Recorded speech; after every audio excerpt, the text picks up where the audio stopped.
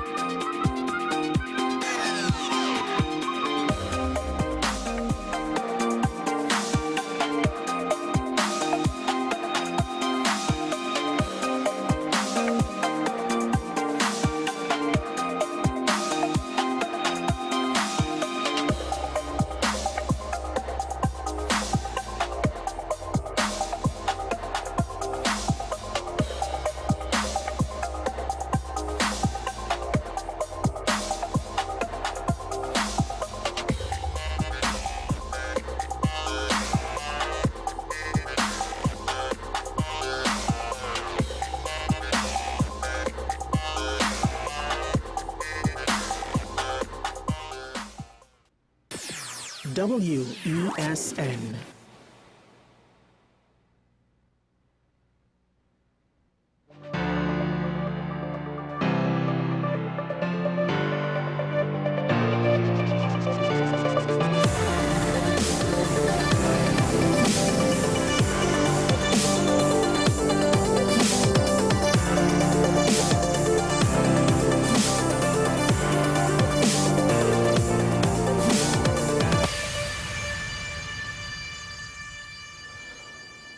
When McDonald Jacobs was asked to assess his performance, he wisely stayed away from doing so. When his predecessor was asked the same question, she unwisely graded herself as excellent. And it's by that thinking or that line of reasoning that I look at the situation now where the SOE has been declared a success by two men who, to some extent, you could argue they weren't in charge when it was implemented or when it began, but they are still, for lack of a better way to put it, they're the office holders that's in charge of the SOE. So they are to some degree rating themselves, not in the same direct manner as the previous examples, but it's similar enough where I think that the logic still applies. Because when you try to say that the SOE was a success, the problem is the only people who probably would agree with that statement and no other context. So a statement like that implies that it was fully a success. It was a significant success because you're not saying but XYZ afterwards. You're not giving a disclaimer to kind of frame why you say that and why it's not as clear-cut as it would initially suggest. The problem is not a lot of the population who don't already support you would probably accept it. And even your supporters, to some extent, will have a hard time defending you if they tried to confront a challenger who would point out, well, so many people were arrested, but most of them were released. The amount of guns that were confiscated wasn't the same amount of what the intelligence says is in the country. Not even close. Not even a significant fraction. Yes, there were successes in the SOE, and this is where I think communication matters. And to some extent now, I do wonder if maybe it was a well thought out situation where you want to appear confident. But ironically, I was just watching a video of the Dunning-Kruger effect this morning, randomly came up on my feed while I was looking, doing other research. And confidence at times has an inverse relationship with competence. Those who are more confident of a situation in the Dunning-Kruger effect tend to be the ones that don't understand what they don't understand and therefore don't understand that they're wrong. And there's something about we need to see someone confident so we could be confident in them, except there are times when it's the inverse. The people who doubt themselves are the ones who may actually have a better handle of all the variables, that may have a better understanding of the totality of the problem, and it's because of that they are not as willing to speak in absolutes or to speak very, very plain talk, basic. I mean, think about it, right? That's what gives you confidence in what someone says, how direct they are. Except it's not always the case that the best person speaks in that manner. But anyway, not saying that the gentlemen involved are suffering from that effect per se, but rather that society over-indexes the importance of someone being confident when they speak. We put too much weight to it, too much importance on it. So, and I do think at times that's where politicians get themselves in trouble, because they want to have confidence in X. Or even worse, they might take the advice of someone who really doesn't understand what's going on, but thinks they know better. They might be under the Dunning-Kruger effect. They want to have confidence in X. In this case, in the SOE, we can't make it seem as though it was wrong, or it was weak, or it was ineffectual. So we have to overcompensate. And this is one of the areas where politicians regularly get in trouble, as well as leaders of public services like the police. What they should have probably said was, the SOE, we were able to achieve certain things. We had some successes. The fight against crime is ongoing. However, fortunately, at the very least, we were able to limit the murder rate during the period of the SOE and advance our investigative agenda with some of the intelligence that we got due to the opportunity of the state of emergency to allow us to conduct certain operations more freely. And we are looking to take that momentum and try to achieve further success in the future. But the job's not done, the battle is not over, and we will continue to do our best to deal with crime. And at no point in time do you just say, oh, well, the SOE blanket was a success. At no point in time. Because everybody that questions it, regardless of what defense you think you have, they're going to be negative about it. See, it's different when a media ambassador is potentially trying to say, well, it was a success on a technical level. Because behind the scenes, he might know certain things. But the problem is that means of judging the SOE, those standards, those objectives, they weren't given to the public. So we don't know. So it's one thing for a media ambassador or someone from a technical level to say it was a success. But from a leadership, from a governmental level, their main job is to communicate to the population. We don't know what the parameters were to measure success. So now that you say that it was successful, well, it doesn't add up to us, because we weren't explained these were the objectives and these were how those objectives were achieved. We just have vague things like investigations and intelligence, da, da, da, da. But then to somewhat compound the public relations error, the acting commissioner went on to say people want to test the fabric of police. We want to send a message. There will be a zero tolerance approach. The problem is strong language like that has been used, and I get it. You can't use weak language, but I don't know if anyone really believes you anymore, and it kind of makes you sound somewhat empty because it's been overdone, because it's been overused. I mean, I understand why you said it, but unfortunately you have to deal with the baggage of your predecessor in particular, but also the predecessors before, but your predecessor in particular, because all the good language was used up to no effect. So, not understanding now how to communicate this SOE situation, what it's going to do is you're going to cause a lot of people to not trust what you have to say moving forward because they disagree with you on a fundamental level because they don't actually see the success. You're talking about it on a technical level, and it might actually be true based on the objectives you set internally, but we don't know what they are. So the population, again, it might even cause supporters to now question. Because when they're challenged, but hey, what did the SOE really accomplish? If someone hits them with enough logic, not all of them, but some of them might actually then reach to the point that they doubt. And then the truest believers, when they convey it, they become the truest non-believers. Great love turns to great hate. Or conversely, people who convert to religion as adults tend to be even more devout than people that grew up in said religion at times. So that's just one observation. I realized, I didn't actually want to speak about it, but I realized I couldn't not speak about it. Now, a couple other things to get into, try and do it quick.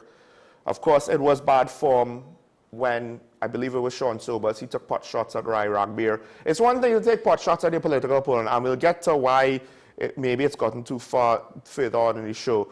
But it's another thing to have to take pot shots at one of the dissidents who is on his way out, because it implies, I am not strong, I need to put this person down to appear strong. It makes you potentially come across as, I don't actually have anything good to say. I don't have any merit from myself in my thoughts, my opinions. There isn't much to me substantially that you could look at and say, that's the guy. So I have to use negative political campaigning and say, well, he's bad. So you could get the implication that I am better. One of the things that he said, well, he said, this is Dr. Rai Ragbeer. He said he'd rather be called a political vagrant than a yes man. And I hate to say this, but you need to look at every single candidate that isn't political leader in this election, particularly of the main two parties, but even for parties like the COP, the NTA, etc., although less so for them. But still, you need to look at them and ask yourself, how many of them are yes men? Because most likely, it's most of them. Most likely, it's most of them. We believe, we operate under the illusion that the political leaders of our parties are chosen democratically. When the unfortunate reality is all political situations are suspected to not be the case, that it's democratically chosen. All. Kamala could say she's the only one, but to some extent, who actually believes that situation, or at least believes in it more than any other?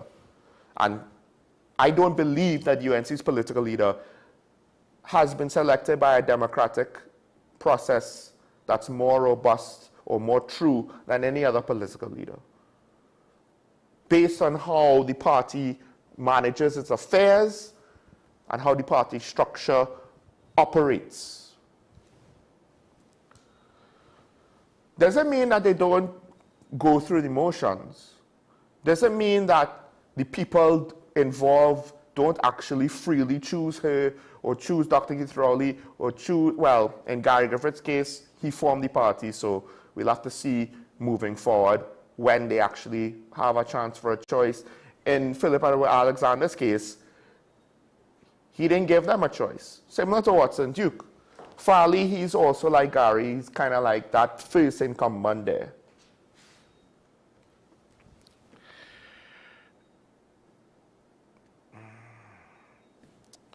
Well, we have to see. I mean, some people might be offended by what I just said with regards to the opposition leader, but let's face the reality. She lost 2 elections, but yet there were no worthy challengers. We're gonna ride this ship another time. Trump lost 1, although arguably I honestly thought because he lost 1, he should have been done. But hey, I guess the public looked at the alternatives and said not good enough. Now, is that the same thing with Kamala Parsabi-Sasa? I don't know, because she lost twice, but it is what it is. Another thing I want to just get into very quick, Watson Jukes, the headline is, he's going to fix every single house in Tobago if the PDP wins, which is a very interesting, it's a very interesting statement to make, because if the PDP wins the 2 seats in Tobago, to some extent, they don't really have that much authority to do anything in Tobago. If they were members of cabinet, they could do it under the authority of a member of cabinet. Other than that, they're representatives of Tobago. This is the thing where people kind of don't seem to understand what the MP does. The MP represents you. The MP could make a case for you. The MP could speak for you on behalf of you to whoever, including to your own local government body, but the people who actually have to do a lot of the work is your local government body, and in the case of Tobago, that's the THA. So I don't exactly know what all of these promises are. Some of them I don't even know if central government is in control of it, or if the THA is in control of it, like minimum salary for CPEP and URP workers in Tobago, because I could be wrong, but I do remember Farley Augustine as Chief Secretary of the THA speaking about that.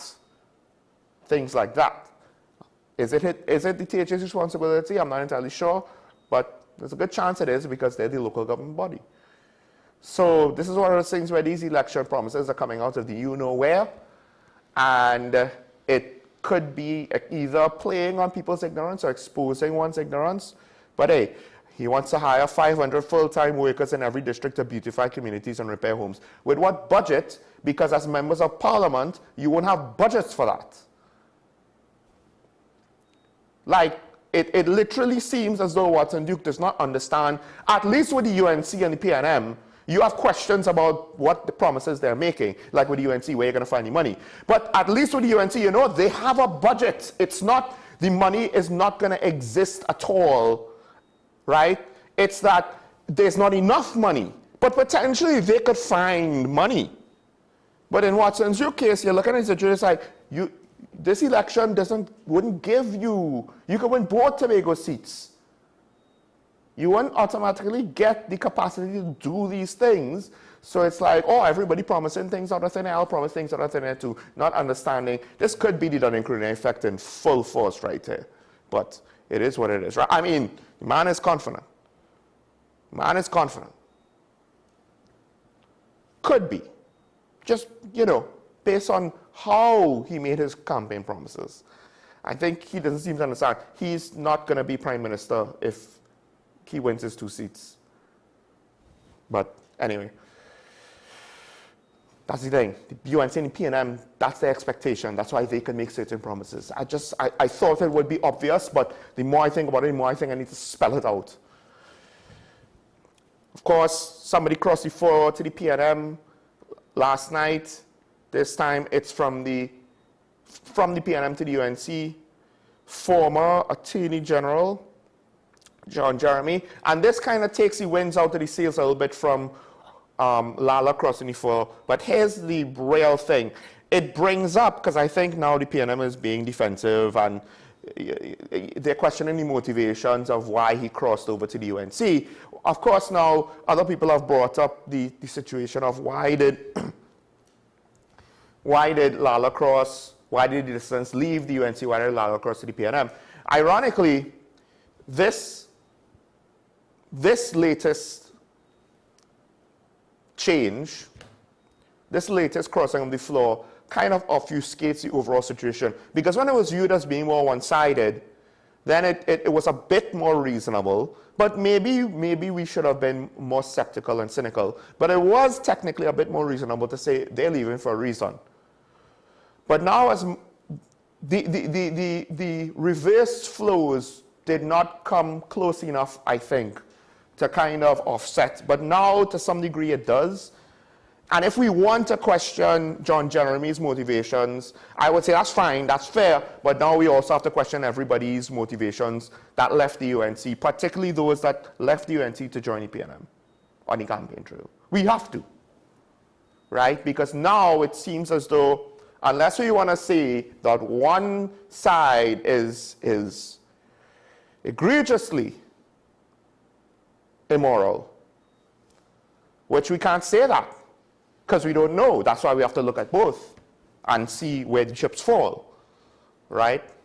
And like I said, perhaps we should have been a bit more skeptical and scrutinized these things from before. Although I do wonder to what extent these crossing the floor situations really give a lot of political currency to the beneficiaries. Because in a system where we kind of devalue the individual for the sake of the party, when someone crosses the floor, to some extent, does it really matter?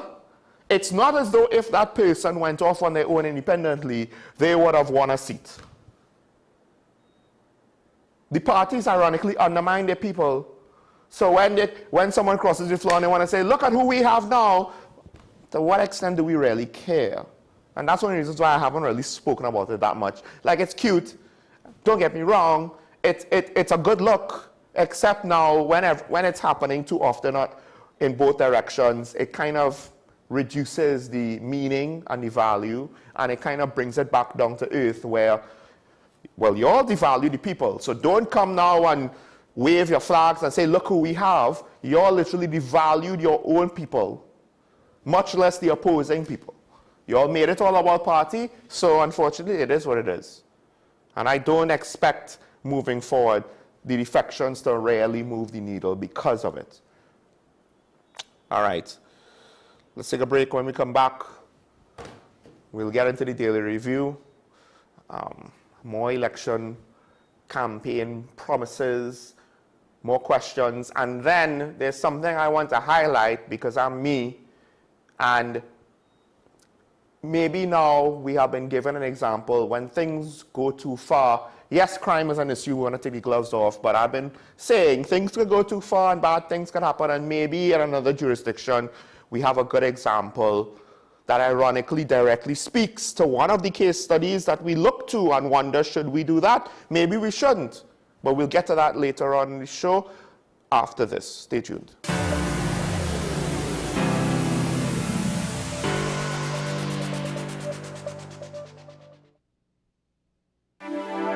My name is Dr. Joanne Williams-Carroll, and I am the Director of Behavioral and Mental Health at the Community Hospital.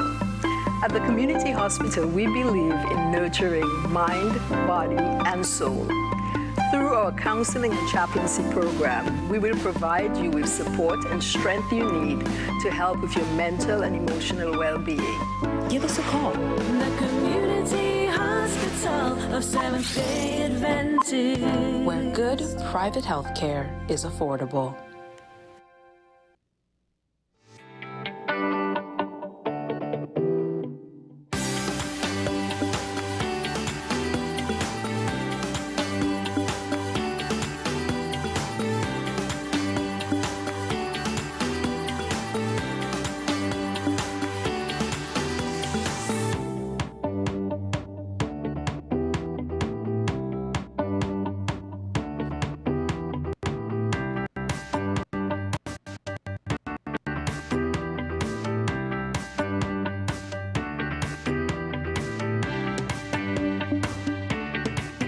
Our award-winning show is back, and this season promises to be even more exciting than before.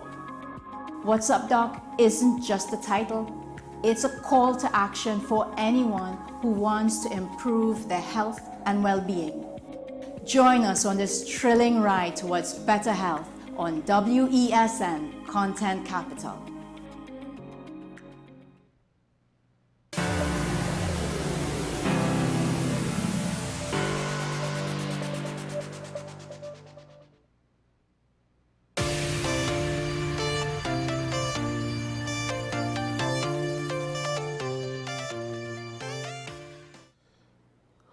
So, One of the things is the police commissioner. It's become a topic. It's become a campaign topic for Prime Minister Stuart Young, which is slightly funny to me given the fact that the system was utilized by the previous administration, which is technically, for the most part, this current administration, but a previous leader. And one of the things that's being brought up is, at least by other stakeholders, is the whole political influence in the process. What am I speaking about? Well, it's the whole situation with regards to changing the selection process of the Commissioner of Police. And how is that going to happen? We don't necessarily have all the details because, A, that's kind of the nature of this whole situation, our whole politics, right? We don't actually get details now. A lot of the manifestos don't detail things. To some extent, that's practical necessity. You can't include all the details, it'd just be too much. But to another extent, I'm fairly certain other jurisdictions, their politicians in other countries, maybe do a better job explaining things in more detail so that you could better understand where they're coming from, what their intentions are, and how they're going to do what they promise. Not always, right? And that's a tactic in and of itself. Obfuscate things and make people just agree with you emotionally because the concept, the basic premise is appealing, but you might not like the how. That said, there are a couple things that has been reported. First of all, they want to simplify the selection process. I don't necessarily know why is that a positive aspect, as well as the fact that, look, they did say that they want to find the best person for the job, and they did speak with regards to not necessarily it being the most senior officer. And the Minister of National Security has gone on to remark that that would require a change in legislation, which I find interesting because what that tells me is the law basically is saying, oh, we're not a meritocracy. You just need to play survivor. Because that's what happens in a paramilitary or military organization. Because in a military, there's only so many generals. In a police service, there's only so many deputy commissioner slots, assistant commissioner slots, and there's only one commissioner, right? So everybody from, say, Junior Benjamin's class that graduated from the academy, they're not all going to be commissioner. Most likely one could be. And now it's just a matter of playing survivor. Who's going to last long enough? Because if you're not promoted, you're retired. So you play the politics like a reality TV show. You play the politics. You need to be liked. You need to be liked by the right people. You need to be liked by the right seniors when you're on the come up.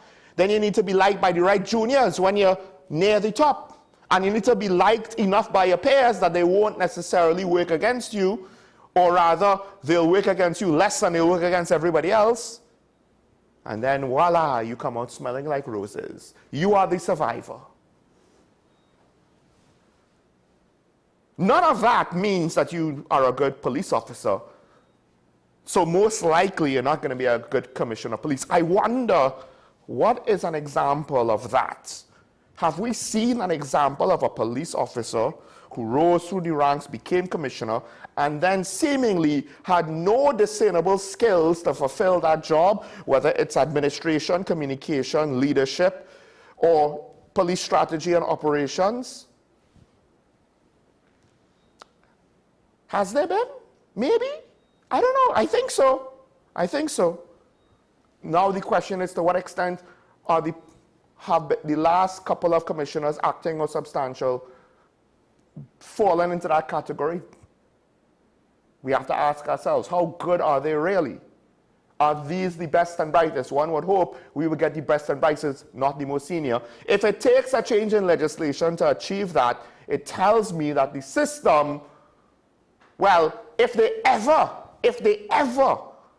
told us that the best person for the job was hired based on meritocracy, but you need to change legislation to actually do that and to take away the factor of seniority, Well, it's basically telling me you took us for a ride. You played us for fools. You put the wool over our eyes. Or at the very best, you simplified things that indirectly or unintentionally misled us. Because when you look at the police service, there are a lot of bright people in the police service. We just don't see it when it comes to things like certain press conferences and testimonies at joint select committees and the like. I'm not going to name names, don't want to pile on. You know who it is. But of course, there's been a little bit of pushback on that, right? This is from the TTPS Social Welfare Association President Gideon Dixon. He's looking at the common best patient for the job, and he's pushing back on the sense that he's concerned, well, you know, leadership could potentially come from outside. Now, I don't necessarily think best patient for the job means that, but to some extent, I understand he doesn't like that. He said no other arm of national security was a leader selected from outside that agency. Well, here's the thing. You don't select leadership outside of a military organization to lead it, but you do with regards to police entities. That has been done before, right? Usually, it would be police officers from other jurisdictions, at least in the States. Say New York City doesn't like the potential candidates for commissioner, they could go out and find a senior police officer in another city or a former commissioner of a smaller city. Most cities are smaller than New York in America, if not all, right, in terms of population. They might recruit another commissioner who might want the challenge of that bigger, higher profile, larger budget situation. So technically, I understand where Gideon Dixon is coming from, but he needs to understand that the Defense Force and the Coast Guard and the Police Service are not exactly the same. They operate under different parameters, and there have been different precedents set for them. More importantly, we're talking about Commissioner of Police, right? The mission of Commissioner of Police is different than the head of the Defense Force. I'm not saying that we should recruit from outside. What I am saying is we shouldn't cut off the possibility. Because if we cut off the possibility, it allows complacency to set in. I just need to be better than the rest. And I could control and manipulate that. Believe you me, that is possible. The best officers tend to burn themselves out and probably need mentorship, even as they climb through the ranks of inspector and so on, to say, hey, don't burn yourself out. You're getting older, and the service needs our best and brightest to persist within the service to get up to the higher ranks. But we don't have that. What we have is, well, you'll burn yourselves out if you want to. Seemingly, we don't necessarily see the management of the police service and its human resources to preserve it. And that's why so many officers die of heart attacks or other natural causes, and they're not even 60. They're not even 50 in some cases. And it goes on the assumption that we will always have suitable candidates within the police service. We're small. No pun intended on my name. We are small, therefore there's only so many candidates as you get up and up. Yeah, from constable to corporal, there are a lot of candidates, right? But from senior superintendent on up, it's a narrow pool. It's probably a narrow pool at ASP and inspector level. Don't know why I started to forget that word. So we can't take it for granted that there'll always be a good candidate. And I think, I do wonder to what extent, because they selected Gary for a reason. And then, arguably, if we look at the merit list in the last couple of years, it does not inspire confidence that at the level that the Police Service Commission will do its recruitment from, the pool that it chooses from, there's enough there to say we could get a good commissioner. Or we could fill the seat. But I mean, to some extent, if we don't want crappos in Parliament, why do we want to put a TTPS badge on a crapo and say that's commissioner? We could fill the seat with any and everybody. To some extent, I would argue, there isn't much that seemingly differentiates the CPs from each other. Or at least they haven't done enough. Well, there is one major glaring thing, but I won't get into that.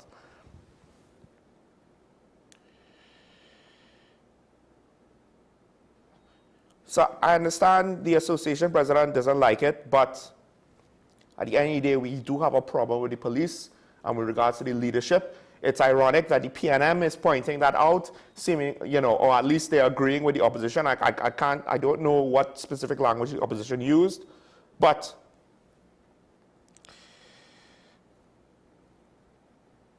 we have to see where this comes in, because they're also speaking about the process being tainted by political interference and corruption. Herein lies the problem. How do we do it?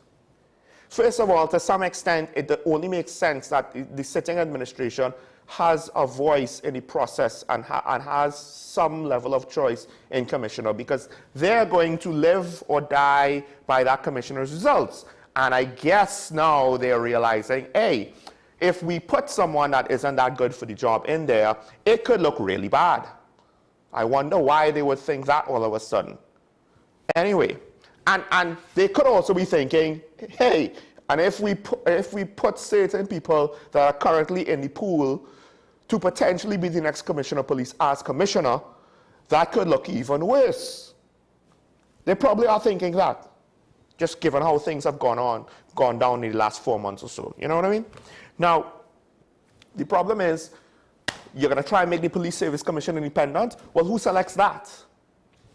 And for whatever reason, it seems as though the Police Service Commission has not been able to show the same level of independence as, say, the Auditor General or, say, the DPP or the Office of the Procurement Regulator, to some extent, right? At least the previous one, the original one. So what magical process are we going to come up with? And okay, it's fine that you don't know what it is now, but to some extent, if you want to make this promise, you need to give us something to say, oh yes, you actually know how to make it so that we could have a selection process that would be free from political interference. Because yes, technically, the merit list is done by the Service Commission, but the government selects the Service Commission from what I understand.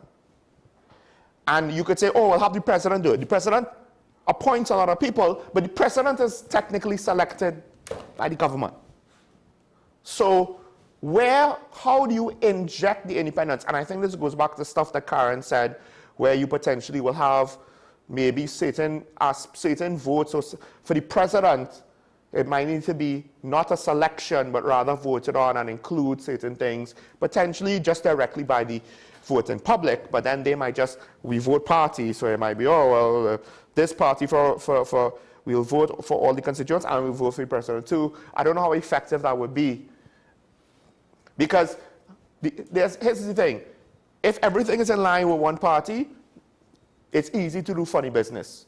If it's like America, where the House is one party and the Senate is another party, it's easy for things to be bogged down because we have proven a lack of ability to work together in Parliament. So we need more. Otherwise, this is just a lot of buzzwords and empty talk. And I could easily see where, because it's going to potentially take some political capital to fix this, because in that I agree with the Minister of National Security, right? It's going to take legislation. I don't know if a simple majority would do. Maybe it would. But regardless, even if it takes a simple majority and the government of the day could pass it and they want to pass it, it's still going to take a certain amount of political capital with the people. And if it fails, you're going to look bad. And there are a lot of people who rather leave the third rail of whatever situation they want alone rather than try to fix it. All right. Another story that I want to get into. This one is somewhat interesting to me. I've spoken about it from before. Technically, trying to speak around it because I don't want to be seen as encouraging or giving people ideas or inciting violence. I didn't necessarily always speak my concerns directly in all its full, brutal honesty. But I have spoken about this a while ago. The TTPS, to their credit, they have started speaking about this, riding the wave of before certain incidents happen. So it's not as though they're kind of reacting. I would argue they were technically ahead of it, even if it was only by a week or two. And that is with regards to the political rhetoric and the potential inciting of violence. Right now, charges are expected to be laid against one person for inciting political violence online. And I think there's also the situation, that might be the Trinidad artist, right? And whatever it is he said, I didn't see the video, I don't necessarily care to see the video. But I think this is one of those things where people might want to normalize the situation, or maybe they might want to call it censoring and canceling. It's not the same thing. Canceling is if one party was able to essentially push the other party out of mainstream media and vilify them and cause all of the business world and the social world and the population to disassociate and shun them. That, to some extent, is canceling. When a performer essentially loses all of their jobs because they don't agree with the same things that whoever wants to champion as what should be the mainstream morality, and they lose all their work and they're blacklisted, that's cancel culture. That is censorship, because it's basically saying, agree with us on what we say or else. This is different, because the police is not saying, oh, well, people who speak politically, you could be charged. They're saying, tone it down. That is literally one of the headlines, tone it down. And I have to agree, this is one of those things where I don't want it to reach to the point where for everyone to feel potentially confident and justified and, oh, I understand. Usually what happens is a tragedy is going to have to happen, and then everybody will, fall in line and agree and have a strong stance on this. But until the tragedy happens, it's probably going to be more laissez-faire, whatever, let them do whatever they want, Who is it going to hurt? And that's the problem. We don't want it to reach that point where we actually find out who it will hurt. So I appreciate the police being preemptive on this. And now, the flip side of that is, the Minister of National Security basically, he said something similar, right? He said that he told people that they need to bury Jack Warner in the Lopino Cemetery. And Jack Warner has called them out for it, right? With regards to that kind of language.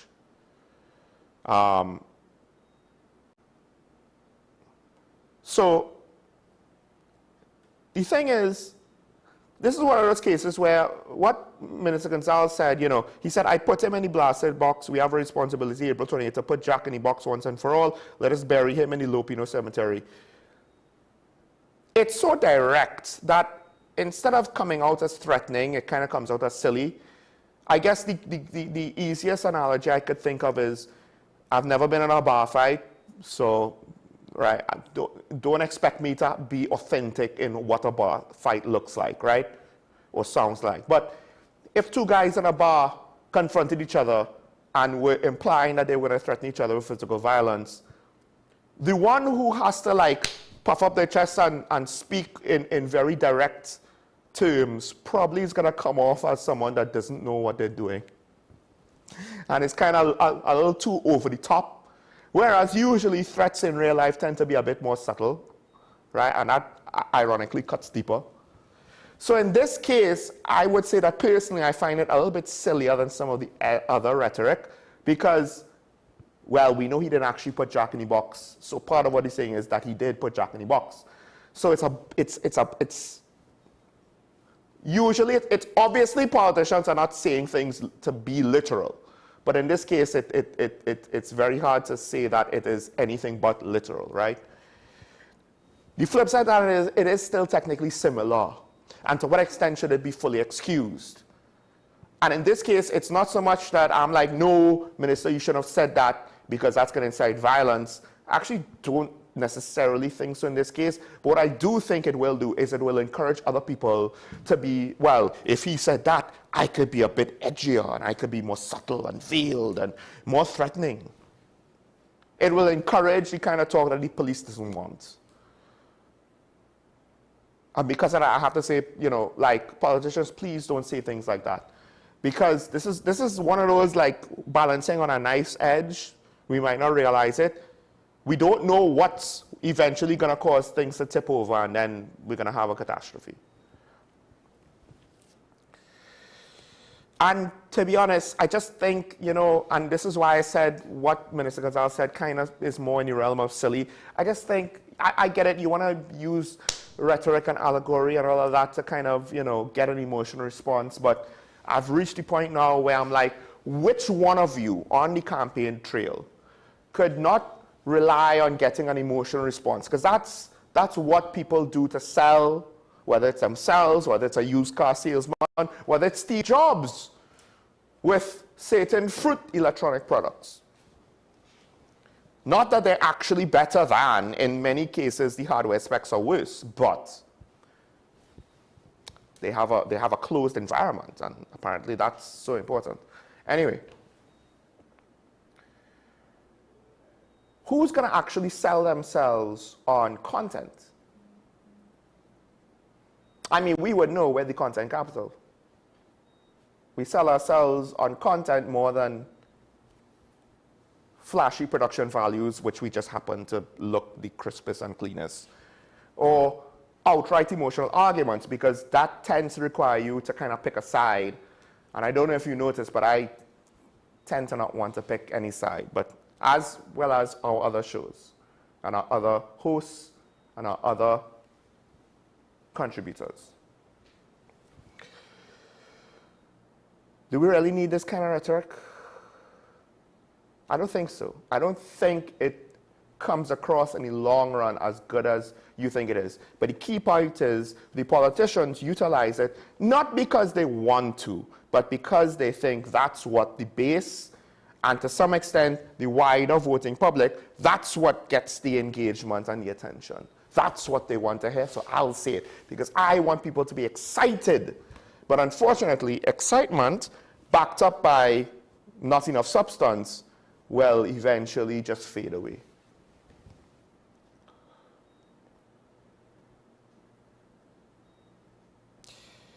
Now,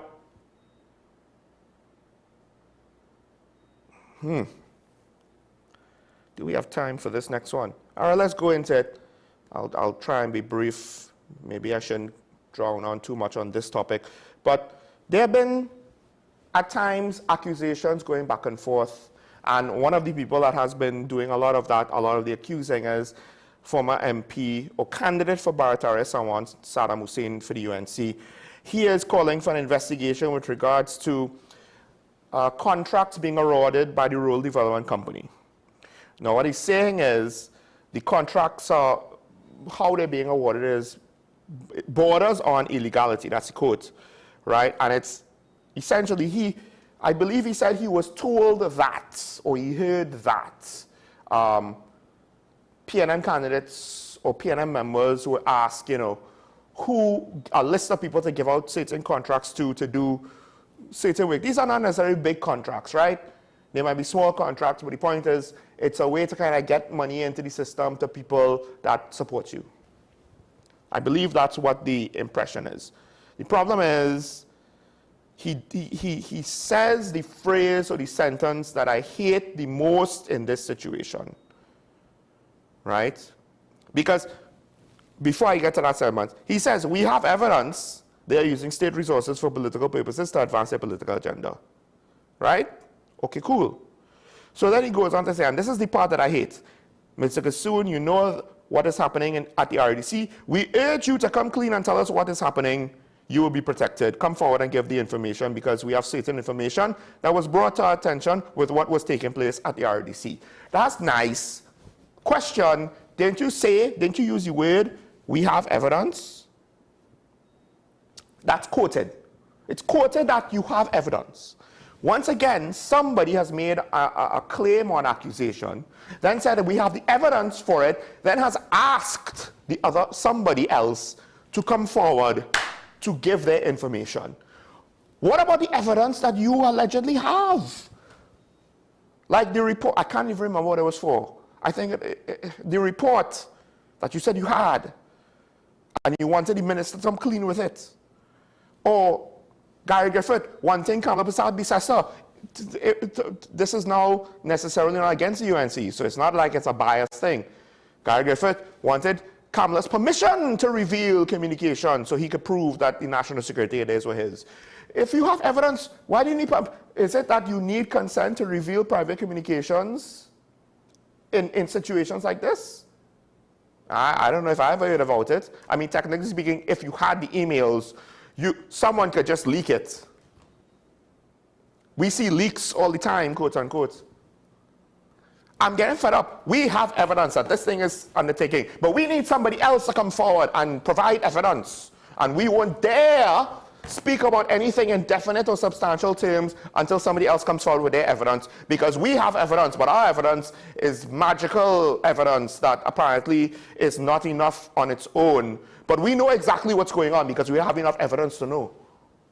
That doesn't make sense to me. Now, okay, if a situation like this happened once, I'll be like, fine, I'll run with it, right? I don't exactly understand. You're not revealing enough to me for me to make a fair assessment of the situation, so I'll reserve making judgments on the situation. The problem is it's a pattern of behavior that's starting to annoy the hell out of me. And this is one of those cry wolf situations. Well, at some point, a politician, could be the PNM, could be NTA, could be the UNC, could be the COP, could be anybody, could be the Patriotic Front, anybody, TPP, doesn't matter. Some point they're going to come and say, we have evidence about this illegal thing going on. So-and-so come forward. And I'm just going to be like, you have nothing. Because I've seen this before, and every time someone says that they have evidence, but they need someone else to come out to back up the evidence or even actually allow the evidence to be revealed, I'm like, do you really have evidence, dude? Do you? Because we do not, because if you have evidence, then the issue should not die from natural causes and just wither into the ether of the media cycle. No, it should be something substantial that will endure because you have, as you claim, evidence. But yet you allow it to wallow. So, we see that enough times. I think it's a reasonable assumption to say, do you really have evidence? Doesn't look like you have evidence. You're not acting like you have evidence. And it's not just, to be fair, Saddam Hussein that's doing this alone. He is just the latest example, but it's because other people are doing it. Now, of course, the former Prime Minister Raleigh, he's hit back. Local government Minister Faris Awari, he's hit back. They want to dispute the situation. I get that. Like, it's hard now to say who is right or wrong in this situation because, again, we're not being, we, the people, they say they always have evidence of something, right? They always have justification of something. We never see it. So at best, to me, this is a he said, she said now, and I really don't care. Because I am tired of someone crying wolf saying something went wrong. Oh my gosh, Gary did something. So we couldn't put him on the merit list, and then they proceed to have to put him on the next merit list because they messed up the situation so bad. It was ridiculous. And then we'll find out what happens with that after the local government election. Did we? No, we did not. 1 year later, we're still waiting. Oh, that's before the courts. Well, I'm pretty sure you knew it was before the courts, before you told us you would tell us something. Before you promised us more information. But anyway. And it goes now to the closing topic here. It's one of those things where it's a cry wolf situation because we're not having evidence now. So all of these things at some point, I don't know about you, and maybe you're going to believe this verbatim and run with it because to some extent we've trained ourselves on American media, and American media has a lot of that. And American internet has a lot of that, and so does our internet, to be honest. I have seen a situation where people, because they trust the speaker, essentially participated in the potential slander of a dead man, and that's all I'll say about that. That happened recently. But at some point, it's a cry wolf situation. So now the Prime Minister is saying that the UNC is paying criminals to harass the PNM. Well, meanwhile, our COP candidate is saying that he was kicked out, not Dr. Rowley, Prime Minister Seo Jung. The COP candidate, he's saying that he was kicked out of his office. And then the UNC is saying that the EBC chief, there's collusion. Chief Elections Officer of the EBC, Chief Elections Officer Fern Narcissus. We do have a picture there. I've overloaded master control this morning, so I don't know if they could find it. But yeah, the UNC is saying that there may be they have allegations of collusion, stating that such claims, the Chief Elections Officer is saying such claims have been circulated for years, and this especially is one of those things where you can't make claims like this without evidence. Because not only will I eventually stop believing you because of the cry wolf phenomenon, Peter, but also this potentially is smearing the Chief Elections Officer and the EBC. It's kind of funny, but there's a part of me that wonders, maybe these independent or semi-independent officers of the government should have the capacity to sue for libel. Because it undermines the system. And look, I'm not saying the EBC is automatically clean and there's nothing to see here, and we should all safely assume until the end of time that there's no chance of corruption in the EBC. I'm not saying that. I'm saying you can't just say these things without evidence. And if you had evidence, then why didn't you take it to somebody to look into it, somebody in authority to investigate it? Why didn't you reveal it to the public? What's the evidence? Right? The evidence is that she went to secondary school with the Minister of Education, and maybe she took a picture with her once. That's great. That's, you know. I don't even know if it says that they were in the same year. Maybe they were. But generally speaking, people of the same generation, so politicians, not that they're all going to be of one generation, but you know, you're going to get clusters of people within the same generation that may or may not have gone to similar schools or may not know similar people. It just happens. You know what I mean? You know what I mean? It just happens. That's not enough. Because I'm sure that some kind of argument or the other like that could be leveled against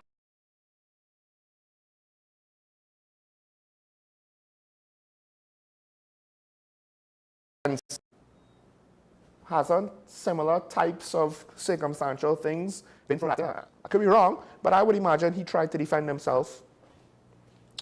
Anyway, let's take a break. When we come back, over time, but I didn't want to split those two last topics up. When we get back, I'll show a quick video. My concerns if we kind of take things too far with our criminal justice system. Stay tuned.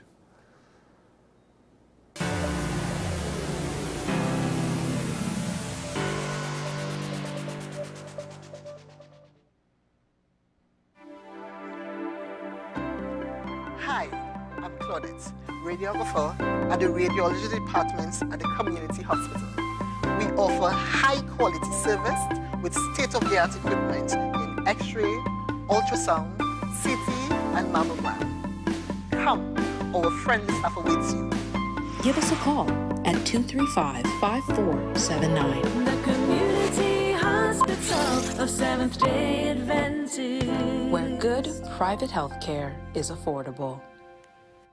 Our award-winning show is back, and this season promises to be even more exciting than before. What's Up, Doc isn't just a title. It's a call to action for anyone who wants to improve their health and well-being. Join us on this thrilling ride towards better health on WESN Content Capital. FanZone, your reliable, authentic supplier, has just gotten better. You can now visit our website www.fanzonett.com for your authentic wear and collectibles. The only place where you can use both your Visa debit and credit cards. Visit our website fanzonett.com to make your purchase today.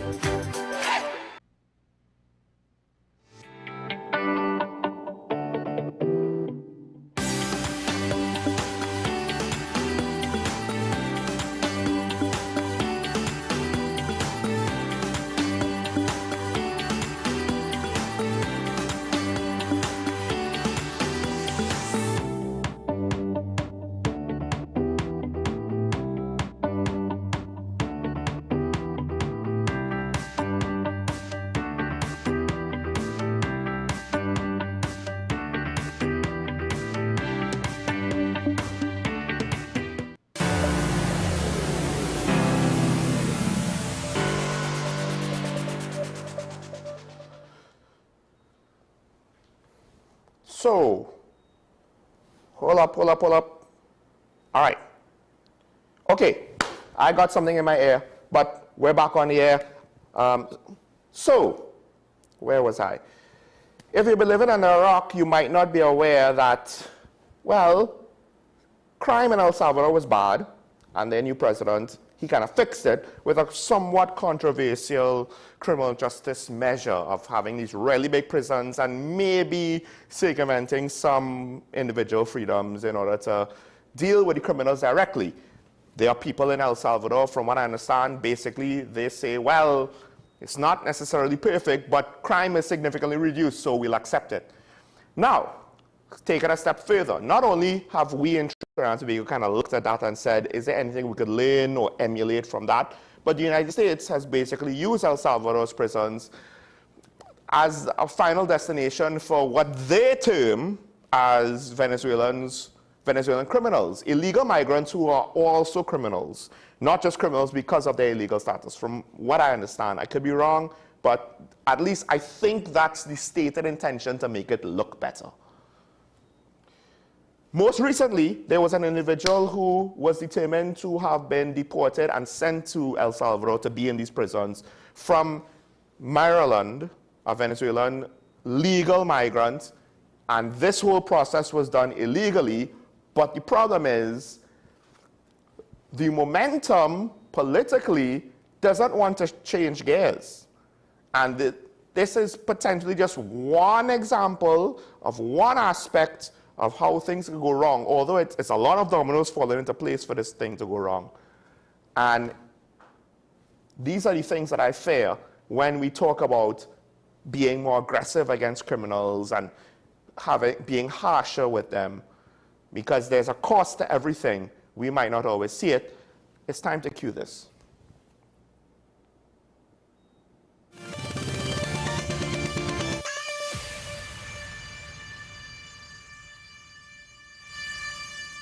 The president of El Salvador, Nayib Bukele, says he's unable to assist a man wrongly deported to his country from the United States.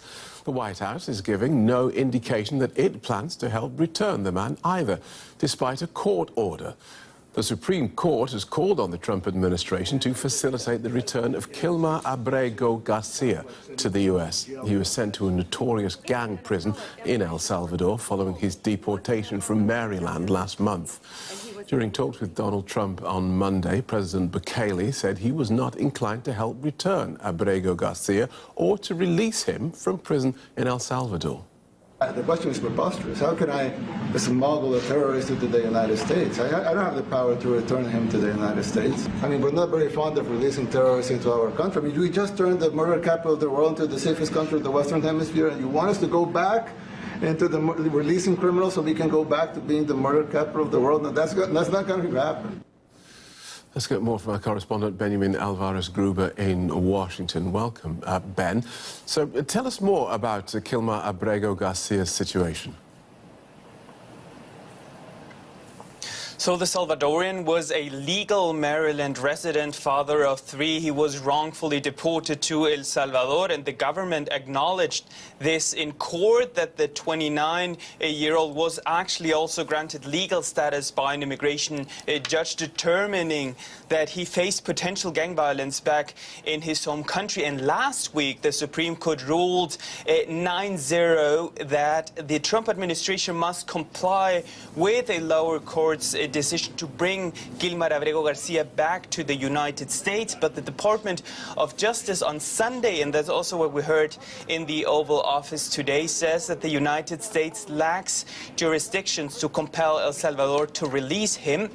They said that this authority only lies exclusively with President Nayib Bukele regarding the international affairs. But Bukele, who we can see there being greeted by President Trump, said that it's up to the U.S. if they want to return Abrego Garcia or not. Okay, so this sounds like the Trump administration just being obstructive. Why isn't it following the Supreme Court's order? That's a good question, and the rather bigger question is now what tools the Supreme Court actually has now that the administration is openly defying this order. And this goes beyond the case of Gilmar Abrego Garcia, because without offering evidence, in many cases, Washington is accusing people that it's deporting to El Salvador of being members of Tren de Aragua or MS-13, so being gang members. And President Trump has even made no secret of his interest, or that he would even be open to deport U.S. citizens to this mega prison that is called Secot. And today he even asked Attorney General Pam Bondi, who was also there in the Oval Office, to analyze these options. And that's something, of course, that experts agree that it would be illegal not only under US but also under international law. And there was a live stream that was offered by the presidency of El Salvador where Trump was heard telling Bukele that the homegrown, so those who are American prisoners, will be next. So this sets a very dangerous precedent. Wow. So the Salvadorian president also told Donald Trump he's eager to help on immigration. What's he offering? He's offering his jails for money. This terrorism confinement center that's called Secot, it has a capacity for 50,000 people. And let's just put some context here. During the first 5-year term as El Salvador's president, his government managed to report a dramatic drop in crime. But it's the same approach against criminal gangs that also leads to thousands of people in the country being detained without being convicted of crimes. Human Rights Watch says that Bukele's administration has detained around 85,000 individuals, yet only 1,000 have been convicted of crimes, raising concerns over wrongful imprisonment. And Human Rights Watch is now therefore accusing both governments of El Salvador and also of the United States of subjecting more than 200 Venezuelan nationals to what they call as enforced disappearances and arbitrary detention. That courtesy DW News in Germany. Now, herein lies your rub, because some people were looking at that and looking at other jurisdictions, other countries where they take a harsher stance on crime. And to some extent, we look at our politicians saying, oh, we'll increase the penalties. Yeah, good luck with that. Why? Because the detection rate is so bad, the penalties more often than not do not come into play into the equation of crime prevention via the criminal justice system. But something like what they did in El Salvador, that would come into play, ironically, because you could circumvent traditional, what would be viewed as a lot of the traditional criminal justice system. And therein lies the problem. It's easy to think that, A, maybe we just need to do things for the sake of efficiency in order to get things right. The problem is everyone will assume that the reasonable limit, that line won't be crossed. And look at this situation now. This is one thing where I think if there's anything that should sink the Trump administration, it probably should be this if they continue on the course that they're going at, particularly if it includes United States citizens. But going against the Supreme Court in a manner, now it brings up a similar question to what we have here. Who actually will enforce this situation? I don't think they could send out a warrant to arrest the president because that's just, it is what it is. Could they arrest the public officials around him with regards to the criminal justice people that have conducted these situations? Who would have that authority? It potentially could lead to a constitutional crisis if the clash kind of goes too far. It hasn't necessarily gotten there yet, but it seems as though no one is going to pump brakes on the situation and let cooler heads prevail. So I'm just pointing out it could get a lot worse. It's not necessarily going to get a lot worse, but it could get a lot worse, right, with regards to that whole situation and the Constitution, the whole legal authority, jurisdiction, what have you. But more importantly, there is this example now. It's anecdotal, but apparently there are thousands in El Salvador, and there's no reason to think that this is not true. People who have not been convicted, some of them are going to be innocent people. So whenever you say, let's take the gloves off, this is my concern, because at some point, if you want to take shortcuts in procedure to take the gloves off, if you want to treat suspects harsher to take the gloves off, at some point you're going to run into this conundrum that, oops, we got the wrong guy. And technically that should be something, if not close to, might just be outright a crime.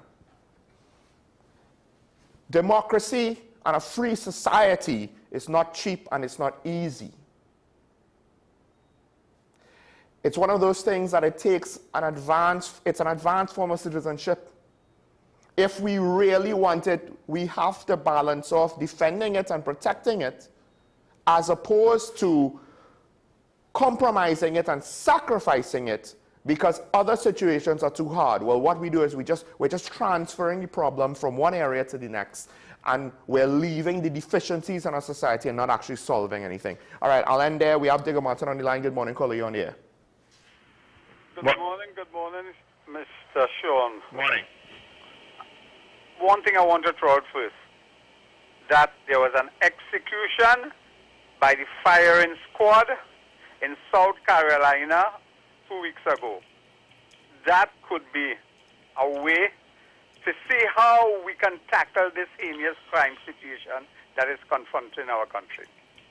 I want to talk now on political persecution in this country.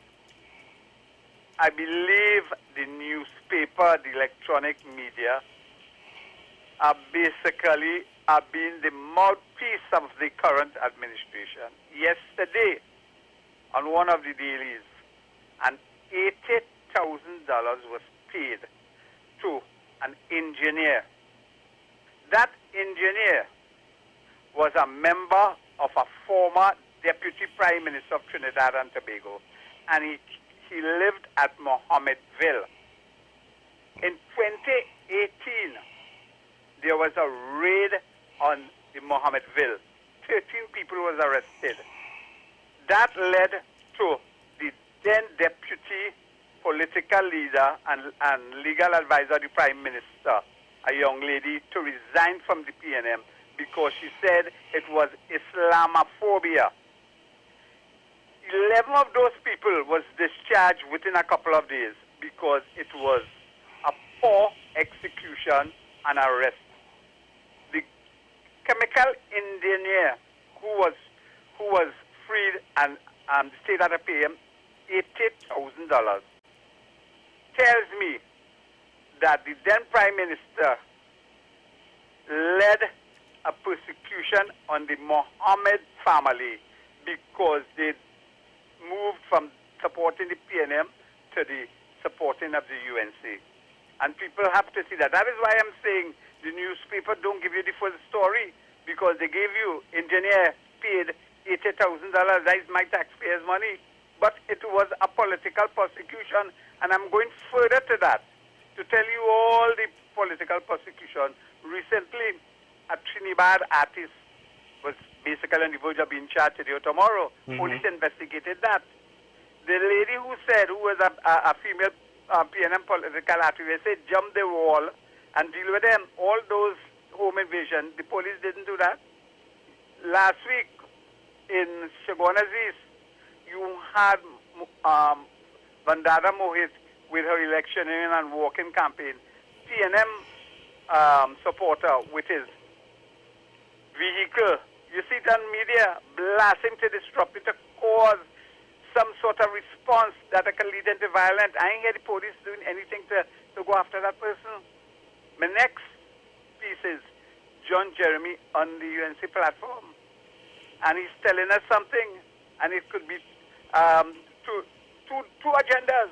Is like he's totally disappointed with the way the PNM has performed, because he said it. You say he and his family will vote them.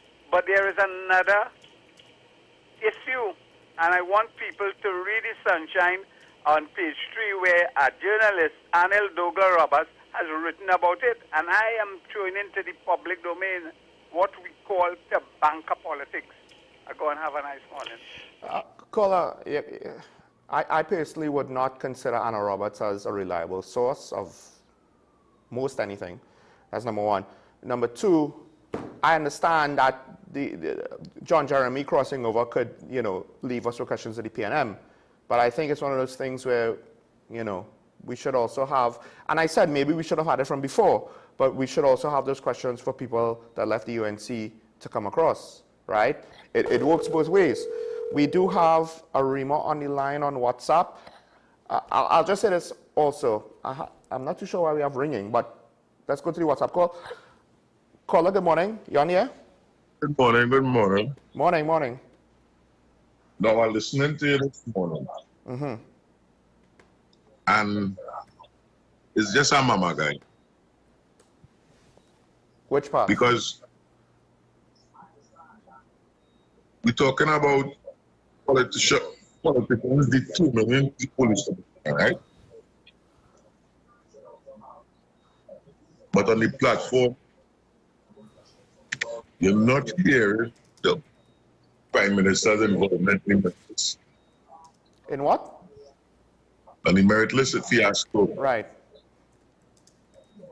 You're not hearing any PNM talking about between 2010 to 2015. One man getting all the contracts. And for me, why looking at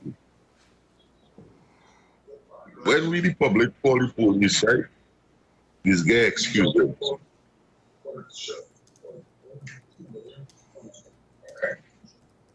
When you have a heads up conference meeting, the police protecting them night and day, they have enough. I find this thing ain't working out there. All how you look at it. Because when they're talking about we, after they get elected into power, that circle gets smaller. And it's only now coming to election time, you find they will try to patch a road, they will get water more often. But after that, it's back to the same old, same old. It's time for a difference.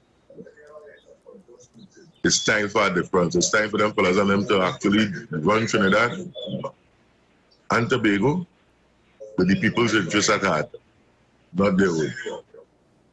Thank you. Thank you, caller. The problem with that is who is going to be different? Are you confident that the UNC is going to be different? It's one of those things where it's not reasonable to say that they will be that much different because we haven't seen them be that much different, right? And then, of course, now the Prime Minister, Stuart Young, he's trying to say, oh, this is a new chapter. Well, it's the same thing, and in some ways worse because we have seen the PNM in the last 10 years. How are you going to be that much different? Ironically, and this is the thing, the opposition isn't always wrong. The government isn't always wrong, right? You can't judge what they say based on, well, the PNM said it, so it has to be wrong, or the UNC said it, so it has to be wrong. They're not always wrong. When Stuart Young says that there's a problem with the leadership of the police service, I agree with that. I agree with that. It's ironic that he says it, given the fact that he was part of the cabinet that essentially picked the last couple of police commissioners, that filled all of the deputy commissioner positions. They didn't bring up the fact that, hey, maybe we're not selecting the best person for the job, maybe we're just selecting the most senior, and things might not work out as well as we would like. They didn't bring that up then. They didn't, and this is the thing about communication. You have to know what to reveal, when to reveal it, so that you manage the public's expectations, so they have realistic expectations. But when you want to say, oh, there's nothing wrong with Erla, that's nice. But unfortunately, the results did not prove that. So now, it's not that Erla looks bad when you say there's nothing wrong with Erla, and we have full confidence in it, and you have to have full confidence in your commissioner, just like it. She doesn't look bad for that. You look bad for that. And that's part of the mama guy. I understand you want to have confidence in the people you select. But G's and H's, I mean, you can't fake actual substance and character and heart and work ethic and capability and ability with a vote of confidence. That's one of the issues with society now. We're giving too many people, that's part of the Dunning-Kruger effect. You know, parents want to give kids all the confidence in the world, believe in yourself. But at some point, you need to also tell your child, you have to know your limitations. No, little Jimmy, you cannot fly if you just put on a cape. The case of the Dunning-Kruger effect came out because A man thought you could use lime juice to make invisible ink, so if he puts lime juice on his face, the cameras won't detect his face, and he was completely confused that the cameras still saw him. And that's what led to Dunning, with a graduate student, Kruger, to research this phenomenon. So the way how they communicate, in this case, it could have potentially promoted a situation like that. Now, when the public calls police, we get excuses. That's why I say the Prime Minister was right. We need leadership, because the excuses, the reason why the rank and file could give us excuses, constables could give us excuses, maybe even inspectors or assistant superintendents or superintendents, or the commissioner, deputy commissioners and assistant commissioners themselves. Whether it's a press conference or you have an incident and you call in, you get excuses. Because too little accountability. Whatever accountability they think they have, there's not enough of it. And it stems from leadership. But what I said, it trickles down. Technically, it doesn't go from constable to commissioner and stop. It goes from constable all the way up to commissioner. And then beyond commissioner, it goes to National Security Council, Minister of National Security, Prime Minister, Head of the National Security Council, etc., etc. The responsibility goes all the way to the top. If you want to sit in a big chair, you have to accept the responsibility, sometimes, not always, but sometimes even for things that you do not have a direct control over. But you did manage and oversee the situation. You picked the Police Service Commission. You approved of the commissioner. You picked the board for Paria. You put the people there that couldn't deal with the crisis, and you let them try and deal with it on their own and look sad. Rhetorically speaking, not literally. It was a sad display of inability to manage a situation. But they're qualified to run a company of that size and importance of the nation. No one thought, hey, with such a high-risk industrial company, we're not making Christmas cards, you know, or we're not cutting coconut. I don't know. What would be safer? But there are a lot of businesses that obviously will be safer than an oil and gas company. Industrial accidents can happen. You're not ready for this. You don't know what to do. You put them there. They didn't know what to do. Very often, that's what happens. Government puts someone in a spot. They don't know what to do. Commissioner of Police. And then now, all of a sudden, it's not our fault that she didn't know what to do. We just were the ones that put her there. Now, there's one other thing that I want to say back to the first caller's point. And I want to just disagree with him a little bit on this. Yes, there's rhetoric from the PNM. Where's the police? There's been rhetoric from the UNC for a long time. I've been speaking about this long before today. That's what I said at the start of the show. Or not at the start of the show, but at the top of the topic. I've been speaking about this long before today. And I'm not saying that the PNM don't do it, but the UNC does it as well. The police ain't going after the UNC. Because when the PNM, because they're in government, they kind of have to be a bit more formal and careful. So they do that. But the UNC, as an attack dog, and their rhetoric, basically, at some point in time, it might have gotten a little bit too much, right? Police didn't go after them. Okay, we have Arima on the line, but you need to mute your television, Arima. Well, this is my point exactly here.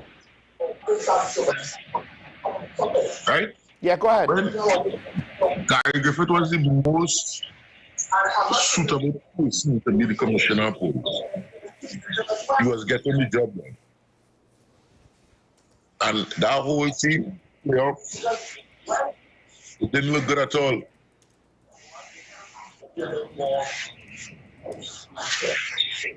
Is that a call? Thank you. Thank you, caller.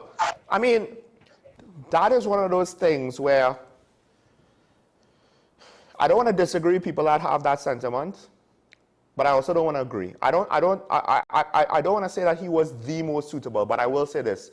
He had clearly defined strengths that he brought to the job that puts him ahead of what we've seen after him. Not as much McDonald Jacobs, Junior Benjamin, we have to wait and see, but he is also, he is unfortunately maybe unlucky in the timing of when he has become acting commissioner because he's inherited a mess. And the mess is mostly not of his making, but it is what it is. And to some degree, he did have a hand to play in it, right? But he wasn't the boss, and he wasn't the other deputy commissioner of police commissioners, right? He wasn't the government. But Gary had clearly defined strengths and a willingness to be decisive on certain things that I think was seen in bad light by the administration and by other people potentially. One go further than that. And it caused a situation where we've never gotten a good explanation. Ever. So we are left to wonder exactly what funny business happened here. Because even by the government, and this is the thing, it's similar to the Auditor General situation. The reasoning that the government gave on this situation never really added up to anything that made enough sense for us to say, all right, it's fine. Never did. But let's go to my larger point where we need change. That's cool. We have PARIA, AV drilling, the merit list, right? We have the Auditor General situation. We have the commissioner basically blanking FULs for no reason, with no reasonable explanation, right? We have the crime situation. We have the over-indexing and defensiveness over drug and gas. There's a lot of things for the opposition to chew on. They don't really need to go with all of in the last 5 years, they've said so much things, it's obfuscated their own good points. We have the situation with the Coast Guard vessels not operating and the borders being open. A lot of these things are big issues that it's almost like if the Brent Thomas affair, it's almost forgotten. I have to remind myself of it every few months. That is potentially kidnapping. The government of Barbados basically conceded the fight before it began. We have St. Augustine on the line. Good morning, caller. You're on the air. Good morning. Morning. Yes. Don't listen. Yeah, good morning, sir. Morning. Don't listen to the TV. There's a delay. Mute the TV and just talk to us directly with the phone. Okay, all right, thanks. I just want to say most people might be angry with me when I finish, but I think that in Trinidad here now, we need to get rid of the two-party thing. I think we need to go back and change the constitution of Trinidad and Tobago in a way where 51% the population will have more say and the government will have to work for us. Because government come, government go, they promise us all kind of nice thing, and then when they get in power, they do us what they want. And then nobody doesn't really think because they just buy out everything and you take a little talk and everything pass. You understand? So I don't think this two-party thing with voting for UNC and because everybody promising the same thing. Mm-hmm. And nothing is growing correct because if you look at the new thing now, all the politicians are lawyers. So they know how to bend all the laws before it breaks and do what they want. And it have no consequences where anybody is standing accountability for it. So I think we need to go back to the drawing board, change the constitution, stop allowing politicians to do us what they want and put who they want in places where they could do them and guide them how they want for the law to be on their side. Thank you very much. I like the only last things you said there. I love that. They know how to bend the law without breaking it. And the reason why that's important is when they don't break the law, they just bend it. They don't actually break the law, so there's no crime to charge them with. They know how to do that very well, it seems, which is very ironic given the fact that they don't actually know how to write laws or how to deal with certain court matters, or when to know that you can't take the Auditor General matter to the Privy Council because you've lost it so badly and you have zero argument and you need a Hail Mary, which you know you don't have, but you're going to do it anyway. I mean, how many Attorney Generals we have? Well, look, the last Attorney General was a senior counsel. His predecessor was made a senior counsel, and yet, to some extent, their knowledge of the law was so limited that they always needed advice of senior counsel, despite at least one of them in office being senior counsel at the time. So then I just find, but what you said was spot on.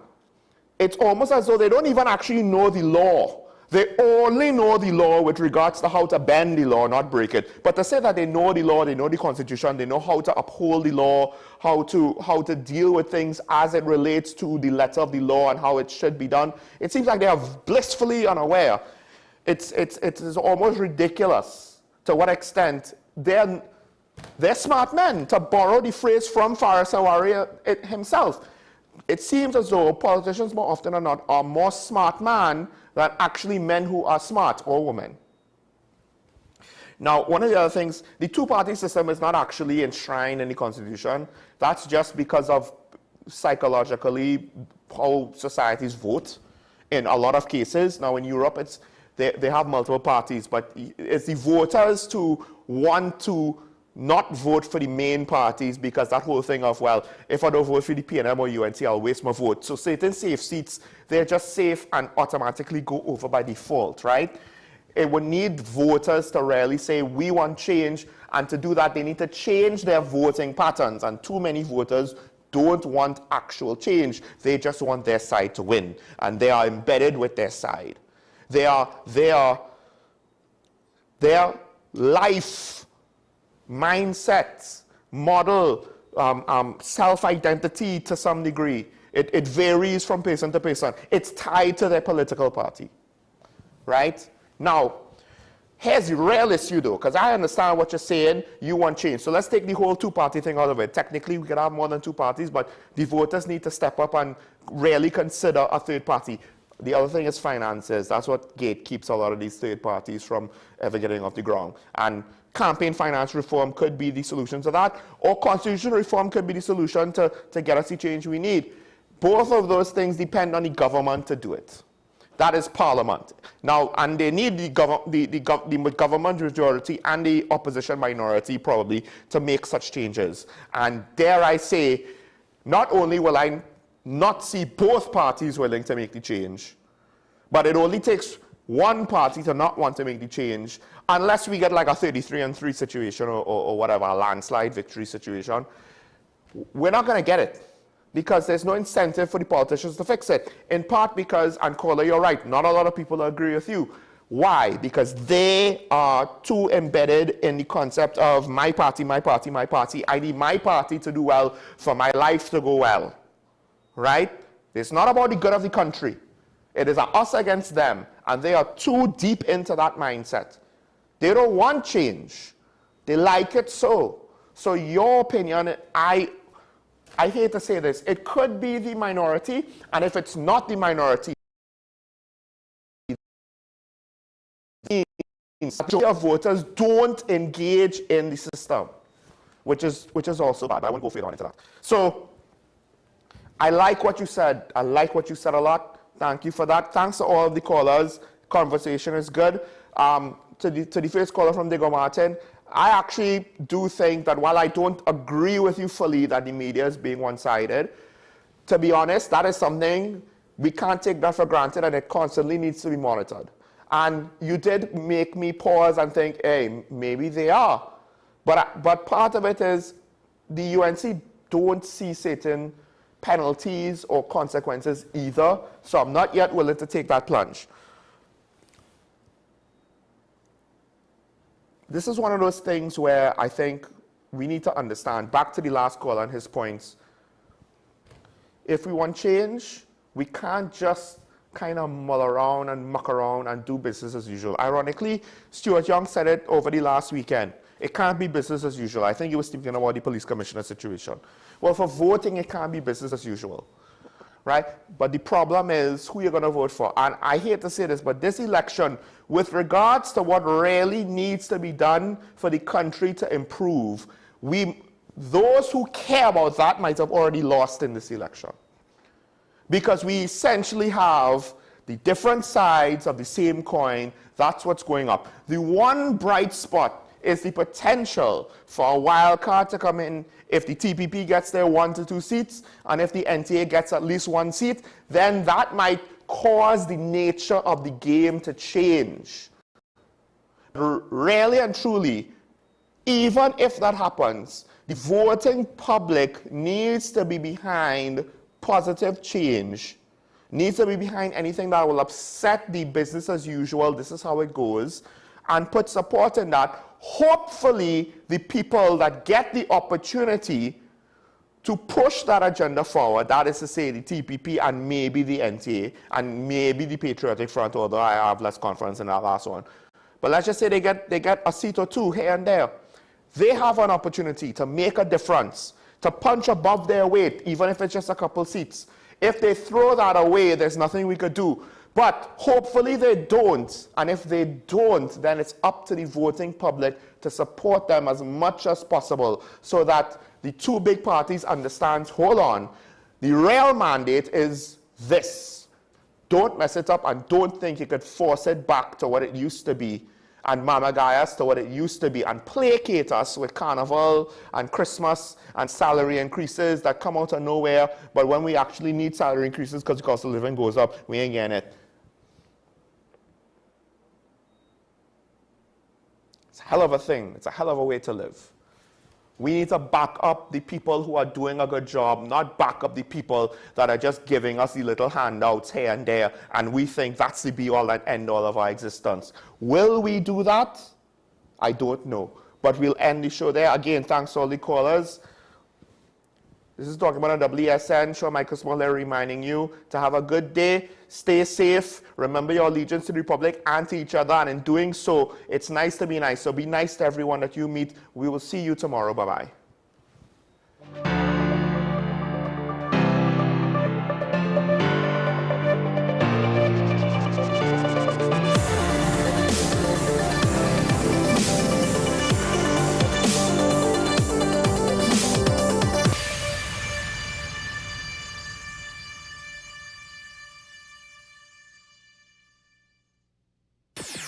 WESN.